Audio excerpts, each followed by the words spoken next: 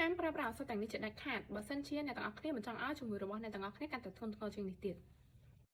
ពុកម៉ែបងប្អូនមិនគួរប្រើប្រាស់ឱសថទាំងនេះទេបើសិនជាគាត់សង្ស័យថាខ្លួនឯងស្ថិតនៅក្នុងករណីអាចជាជំងឺគ្រុនឈាមឬមួយក៏គាត់កើតជំងឺគ្រុនឈាមផ្ទាល់នៅពេលដែលបងប្អូនកើតជំងឺ Dengue fever ឬមួយក៏យើងស្គាល់ថាជាជំងឺគ្រុនឈាមអ្នកទាំងអស់គ្នាគួរជៀសវាងនៅប្រើប្រាស់ឱសថមួយចំនួនដូចជាទី1គឺឱសថ aspirin ហើយមួយវិញទៀតគឺឱសថពពួក NSAID ដែលជា non steroid anti inflammatory drug គឺគេសំដៅទៅលើឱសថ NSAID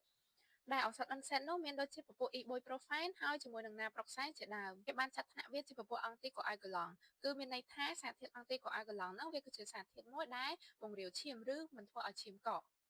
ចុះហេតុអីគ្រាន់តែកើតជំងឺគ្រុនឈាមសោះគាត់ត្រូវជៀសវាងការប្រើប្រាស់ឱសថទាំងនោះទី1គឺវាអាចបង្កើនហានិភ័យនៃការហូរឈាមហើយមួយវិញទៀតគឺ thrombocytopenia គឺពាក់ព័ន្ធជាមួយនឹងខ្លាកែតផ្ទាល់នៅពេលដែលកើតជំងឺគ្រុនឈាមខ្លាកែតរបស់យើងនឹងថយចុះអញ្ចឹងនៅពេលដែលយើងប្រើសារធាតុ anticoagulant នឹងទៀតខ្លាកែតយើងគឺកាន់តែធ្លាក់ជាងមុនទៀតអញ្ចឹងបើសិនជាបងប្អូនយើងដឹងពីអាការៈរបស់ខ្លួនឯងហើយសង្ស័យថាខ្លួនឯងកើតមានជំងឺគ្រុនឈាមឬមួយក៏នរណាគេម្នាក់កើតមានជំងឺគ្រុនឈាមអ្នកទាំងអស់គ្នាគួរចងចាំនៅឱសថដែលខ្ញុំបានរៀបរាប់ខាងលើនេះទុកមិនគួរប្រើប្រាស់ឱសថទាំងនេះដោយមិនមានវេជ្ជបញ្ជាត្រឹមត្រូវនោះទេ